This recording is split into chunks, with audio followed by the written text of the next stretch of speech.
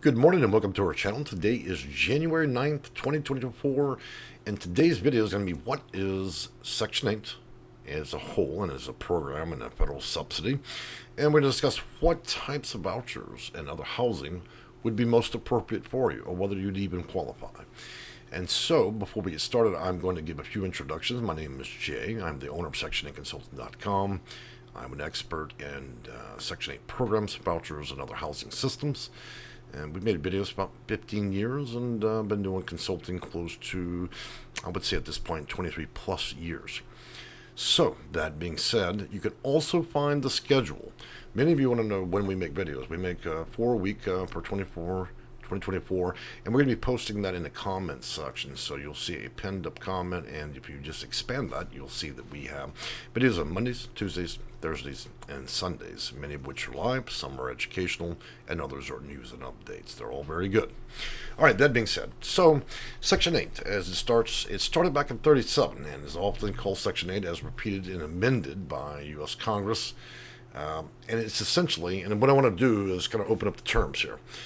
We refer to, and most people refer to, almost everything about the program being Section 8. But Section 8, again, is the Housing Act of 1937. That is the pre-basis. That means this program, if my calculations are right, a little bit over 80 years old.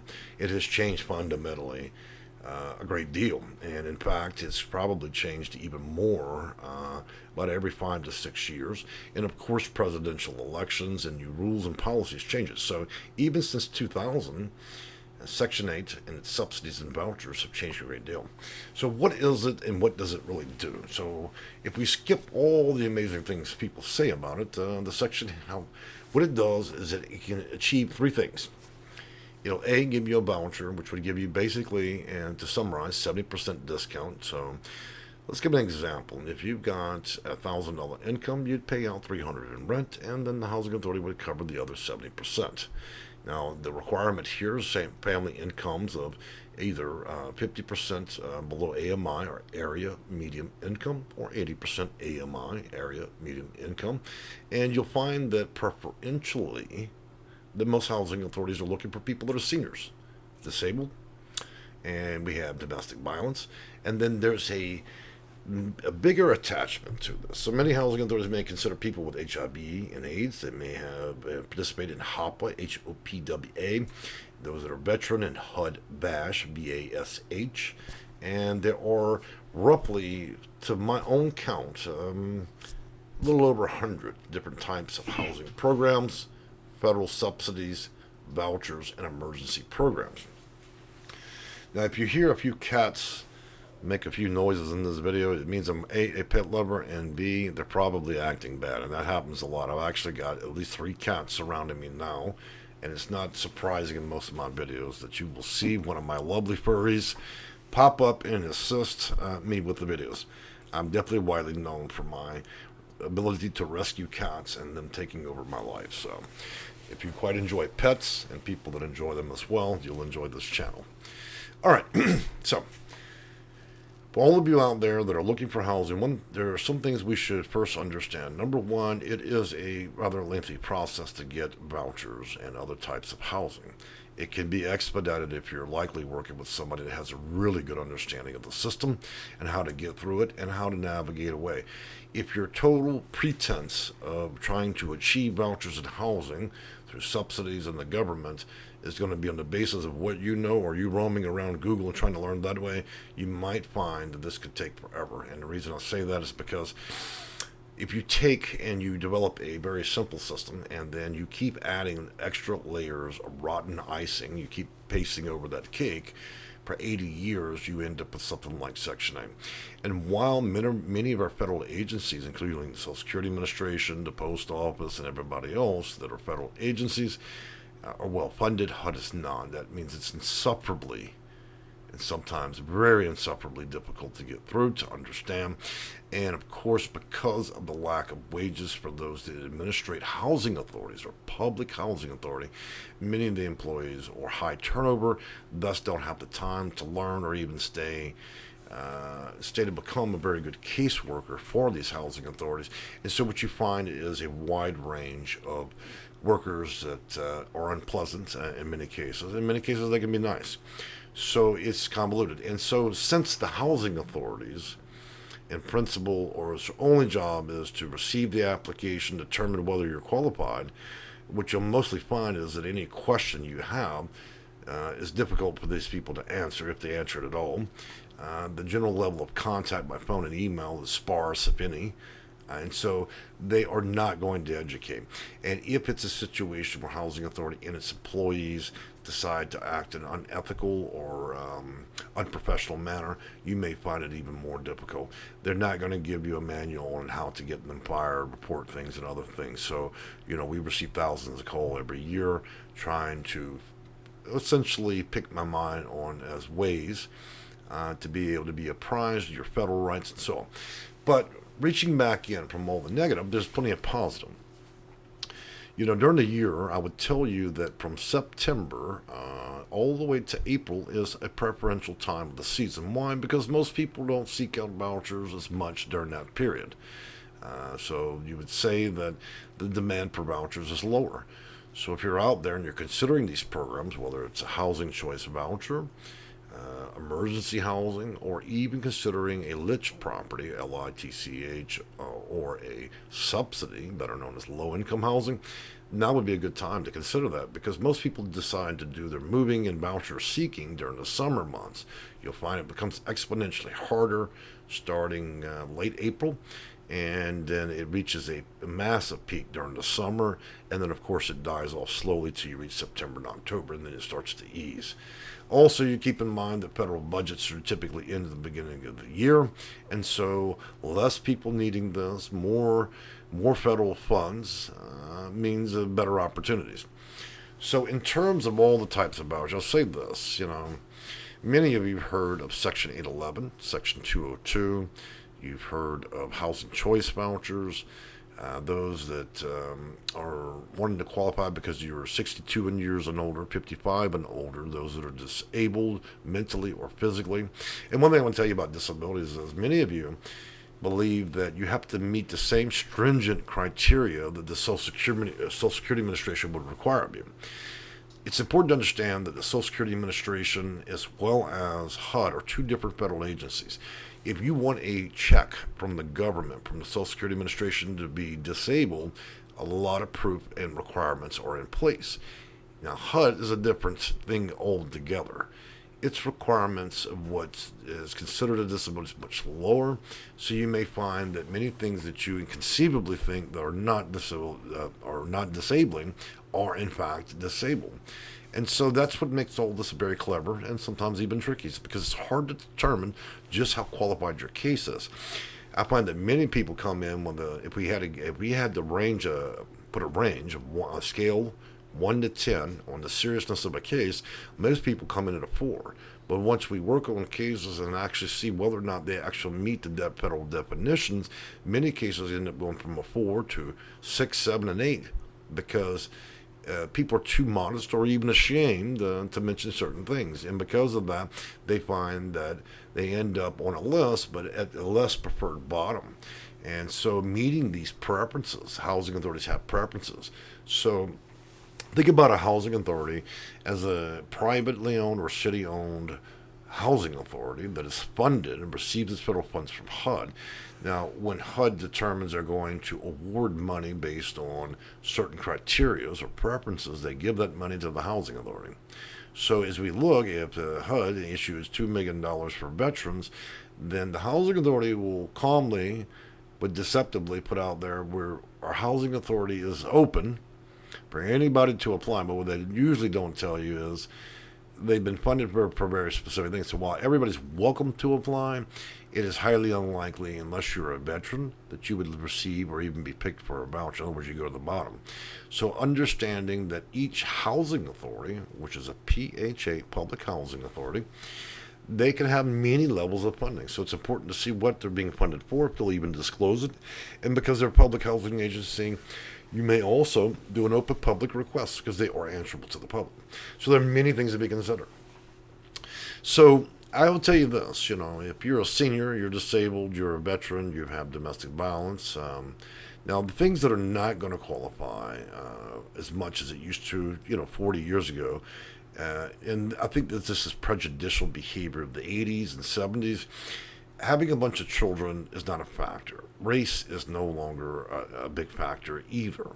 The factor remains largely that you have a sufficient amount of evidence to suggest that you have a complicated life and that things are unaffordable. And as we deal in times where people's incomes are on retirement, survivor benefits, Social Security disability, many of you are seeing a housing market that continually keeps increasing in rent, but your payments or your Social Security is not going up. Same thing with your jobs. And so now many more people can actually apply to get out there. So let's talk about a little bit about what would be appropriate for you. Now, for those of you that are 18 to 61, you could reach out to the Housing Authority for Housing Choice Voucher with the inclusion of properties that are Section 811. When I speak in terms of numbers, like Section 811, it's just like Section 8. A lot of Title 24 in Code of Federal Regulation is written like tax law. In other words, these subsections indicate that they're funding for specific reasons. Section 811 is those with disabilities that are under the age, well, we should say ages 18 to 61. For those of you that are seniors and disabled, then you would be most applicably looking at Section 202, which is seniors with disabilities. Mainstream voucher for those of you that simply are low income, and then other programs like for those of you or spouses of veterans that have served the United States military and Coast Guard, you may consider programs through HUD-VASH, where you can either go through the VA administration and to see if they have an employee of the Housing Authority operating there, or you can go directly to the Housing Authority. Now, for those of you that have been suffering from HIV and AIDS, there's more than just Ryan White's program. You have HOP, HOPWA, which is federal funding designed specifically to help those that are maybe reached in late stage or imminent stage with HIV. Not that it's not prevalent as much, and most people are simply not dying of that anymore, but those programs could be useful for those that have insufferably bad health, okay? Now, you move on from that, we have many things out there for those that are homeless. Homelessness is a very sticky topic when it comes to what can be done, and a lot can be done. The problem is the information generally is not reaching the market the way it should. I could suggest to you that most of you sleeping in cars, surfing couches, put simply, if you don't have a mortgage to a home and you do not have a lease to an apartment, then as a federal technicality, you're homeless. Now we only need to establish duration and the frequency in which that you're homeless. Many of our clients that contact our office were able to get them off the streets through emergency housing vouchers. The ranges of time for this has definitely changed. In the beginning of my career, it only took us, our office, about 4 months to work through cases and people and resolve their housing, whether through vouchers or subsidies. It's taken longer, it's 4 to 8 months, and in more egregious cases, it can take up to a year. But in many more cases, can resolve as little as 90 days, depending on the state. And so we should talk about the difficulties across the U.S. in terms of getting housing vouchers and these programs. Those of you that live in the state of California, you are number one on the most difficult state. Those that are next to that are going to be the state of New York, the state of Florida, and then most of the eastern seaboard, including Boston and the rest of the cities that go down, D.C., Maryland, all very difficult. Those of you that exist in places like Texas, Washington, Oregon, and throughout the Midwest, you got a fairly good chance. And those of you across the southern states, you have a modest chance. Now, it's also important that federal programs that fund vouchers and housing authorities, you may apply in any state, regardless of you being 2,000 or 3,000 miles away, and you may request portability through an accommodation. And there's also federal laws under domestic violence that would allow a person to instantly receive a voucher in another jurisdiction or even deport without good cause. Well, I shouldn't say good cause, but because of domestic violence. So, in terms of the bigger picture here, yes, anybody can go to a housing authority website and fill out an application, but it doesn't suggest that you have the best potential case. Understanding the fundamentals of preferences and so on, which I'll be making a video regarding that matter. Understanding how to pressure housing authorities into portability and formulating an appropriate accommodation that would assist you. It's a lot easier for those of you with disabilities because you cannot deny somebody's disability claim in the instance of portability, and the same is in regards to VAWA, which is a form of federal funding for domestic violence. So as you can see, I'm kind of a walking library of programs, and much of this stuff is not published on the internet. And so when you run around Google and even YouTube, most of the people that talk on the subject matter through YouTube, I'm not aware of any of them actually being an actual real consultant. These are people that they're entertainers. These are the same people you might find at a children's party. One day they're making fidget spinner movies, next day they're giving out advice, but yet they're not consultants. So I don't know that there's actually, outside of my office and myself, any actual real consultants that are on YouTube besides this channel. YouTube, when we go to Google, a lot of that information or news agencies and AIs copying data that was written 10 and 20 years ago. They respin it, rehash it, and then they offer it as a new article. Google has an accuracy rate with Section 8 programs of about 1%. In other words, nearly all the advice being given through articles that have been spun on Google and other things are wildly inaccurate and do not give a realistic picture. One of the bigger things in the framework you need to understand is that whatever you're attempting to learn needs to be learned from a format in which it's dealing with the specific areas that you're either going to live or use that voucher. Every housing authority runs like an independent business. Every single one. So if we have 2,800 housing authorities, it means that each one is designing their program around the local city and community, which means they have different policies, procedures, data standards, and priorities. So while you take advice regarding a program, say from a YouTube actor, that advice that they're suggesting in their own little town would not be sufficient to actually achieve any result in another part of America, in another county. And so unless you, like our office, keep all these policies, procedures, and data manuals for each housing authority, then advice given by many of these channels would be irrelevant at best. It would just be purely entertainment. Because the methodology that I'm seeing being published widely is simply not going to be sufficient to actually get anybody anywhere fast. And now my intent here is not to insult these other YouTube entertainers, actors, and fidget spinner channels that like to make advice and play consultant. I'm only suggesting that the advice being given is probably irrelevant and it may even damage your ability to get out there and get anything done sufficiently. Beyond that, I think that one of the things that's dynamic is trying to reach out to more than one housing authority. If you're hinging your entire case on one housing authority and you're not approaching many different counties and different housing authorities, then you're not increasing your odds of getting this. Number two, having a fundamental understanding of portability and also building accommodation letters is really, really important. Being backed by an attorney, using demand letters and other structured data as well as letters through attorneys, and making it a matter of record with certified mailer tracking is a very important feature you probably want to do with housing authorities because the answers in conversations on the phone with a housing authority employee are insufficient. There's no evidence that one might lie or not lie. And so you think, okay, well, this is the housing authority is funded by the federal government. I should believe these people. Well, then why is it around 100 housing authorities are been charged, indicted, or insolvent, have even stole the money, and many of the employees would be sufficiently people you likely would have seen? It's not uncommon to see the little girl at McDonald's that hands out cheeseburgers at noon, and then you drive the housing authority to find out that the 10-year-old little girl is also your caseworker. So while it is my intention to kind of insult some of these housing authority employees, I want to tell you that you're not dealing with the brightest people.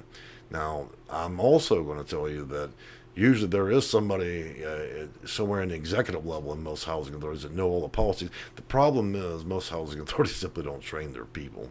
I don't know how many times we've contacted PHAs and discussed federal rules and laws, and they had no worldly idea what I was even talking about.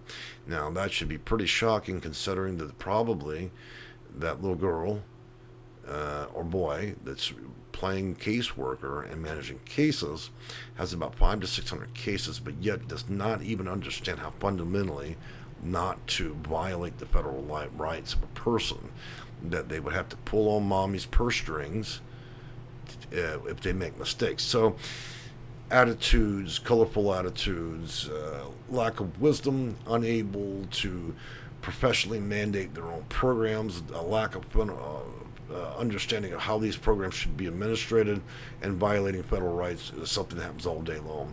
Marissa Fudge, that heads HUD. And it's important we understand HUD and housing authorities are two different things.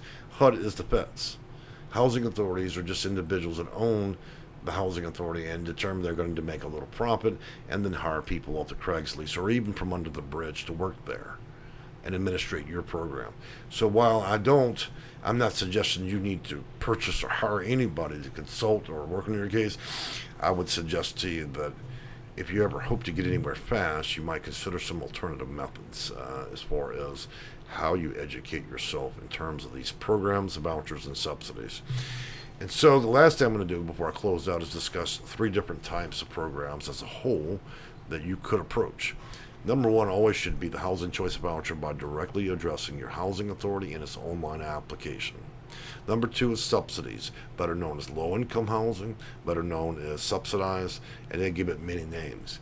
And that's where, if potentially you have a low income, then you could be granted a discount against your rent.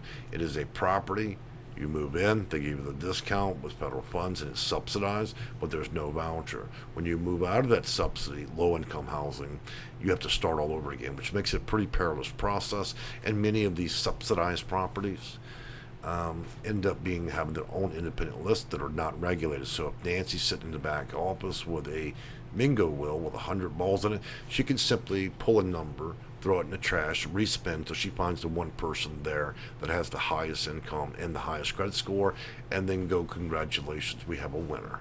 You see, nobody knows what's going on with those unregulated waiting lists. Now, they have you believe that all this is fair and honest, but we also live in the real world, and unless you have a magical opinion of reality, we know that people can be prejudicial among many things, and that doesn't change anything from a subsidy property.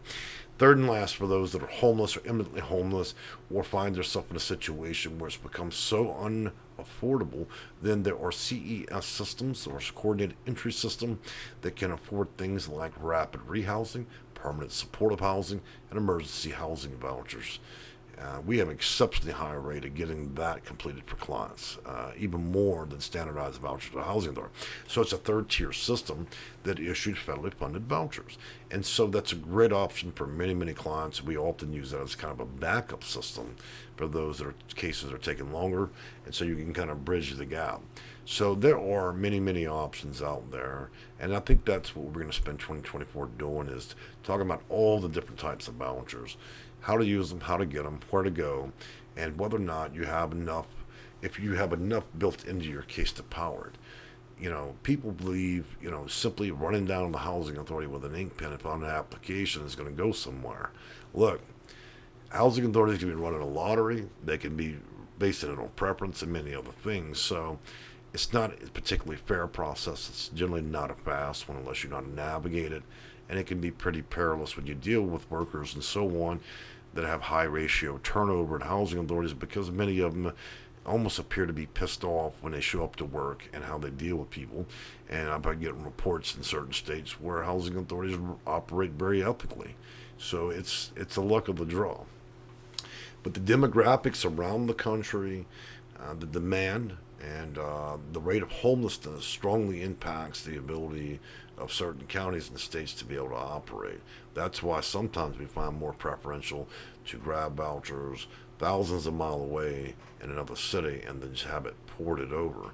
Now, many of you are under the fundamental belief that you have to A, receive the voucher, and B, you have to live or work there for 12 months. That is not the case under federal law in a lot of circumstances. There's at least 11 exceptions to that.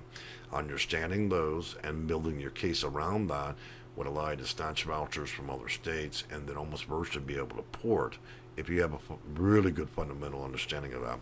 And I think what hinges the bigger part of this case is housing authorities in many ways, if I had to compare it to a nightclub, you have those that are in line to get into this fancy club, and then you have those that are in a VIP line.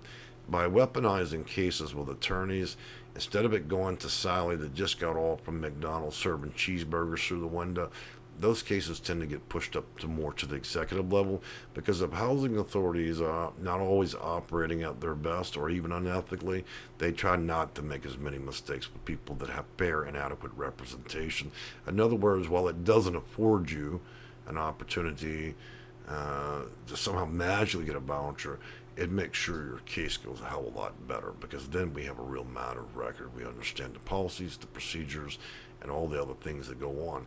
Because if you don't know if you don't have a fundamental understanding of the inside mechanism of how the housing authorities operate, their general attitude towards issuing vouchers, wait times, and how to elude many of their systems, then you can be caught waiting, and you might get a phone call in your coffin. There are states I've seen go up to 30 years. I've got people that shouldn't even have vouchers. Hell, even in our own city, a guy they hired 2 weeks. Now this guy had a criminal record. The housing authority hired the guy. He was selling vouchers out of his desk drawer for $5 grand a pop. If you think your local housing authority is going to do prayer circles and is honest, I can tell you one of the most mismanaged things in America, besides the post office, which is a federal agency, I would rank housing authorities is the second most mangled mess I've ever seen. And then we have 80 years of policies, it's a rotten cake with 80 years and layers of garbage on it. And then they're administering federal funds from HUD, and they have little or no oversight until either they embezzled the money and other things. Now, I don't want everybody to think every housing authority is bad or all their employees, but man, you put in Google lawsuit or HUD suing a housing authority, you're going to find hundreds of results where they literally embezzled. There's no money left to even pay for the voucher holders they have, and they're being indicted. So I think we think too much of housing authority. I think there's a lot of misinformation. You really got to watch what you're doing, and most of you don't have time to wait. You're in a hurry. Your situation is imminent. You can't afford to keep pulling in storage. Some of you living in hotels. You're burning through massive amounts of money every day paying for hotels. So the moral of the story here is get what you can from these videos. Try to use it. If your best results achieve you nothing or little or nothing, and you're still waiting for a lifetime, then maybe it's time to turn it over to somebody, a company or a consultant that has experience in the area. It doesn't have to be us. And do understand, you don't have to pay anybody. Again, I want to tell people we're a last option. We're there if all other methodologies fail for you. Then maybe it's time to consider a little bit of action outside of it. I know when my car breaks, I don't run down to the library and pick up a master manual and pretend to be a mechanic. It would be ill-advised to think you're a master of Section 8 just because you watched a few hundred videos, okay? But I do encourage everybody to give your best efforts towards these programs. And if you manage to not yield any result, then maybe it's time to consider some other options. I've enjoyed talking with you guys. Our next video is going to be on Thursday. It'll be a live video chat, news updates, and sometimes we feature collaborations with attorneys, legal aid societies. Sometimes it's about court cases and a lot of education. And sometimes we have a little bit of a tone of politics, because sometimes our politicians get elected or unelected in different things, and it affects the program. So by virtue of that, we discuss it. But at no time do we make any efforts in the channel to side with one party or another, or one religion or another. Our goal and aim here is to educate and house everybody, regardless of your political tickets, okay? All right, guys, I've enjoyed talking with you, and I'm hoping we can bring one of the cats in next time. I've got, at any given time, as low as 10 cats and as many as 30 rescue cats, many of them which were in bad condition we've helped restore. I pick cats because I'm a busy guy and they require less attention than a dog. But any of you that love to be a pet owner or enjoy pets, you'll enjoy our channel, and our memberships do support that. So if you are interested in membership, you get a cool badge. I'm going to recognize you. My cats are going to thank you. And it only costs a couple of dollars. I think $3. We moved it up for 2024. It used to just be I think $1.99. Now it's $2.99. And remember, YouTube keeps half that. So if you pay $3, they keep $1.50, and we give the other $1.50 in treats to the cat. Or like for instance, today we're going to take one cat for an eye infection. And very last closing, yes, I do talk about things outside of the normal realm of Section 8. It's my channel. I feel most appropriate talking about what I wish. And we do talk a lot about cats. We talk about the weather. We keep it human because I don't think anybody's here to watch a middle-aged man carry on for 30 minutes about nothing. All right, I've enjoyed talking with you guys, and we'll see you again. Bye-bye for now.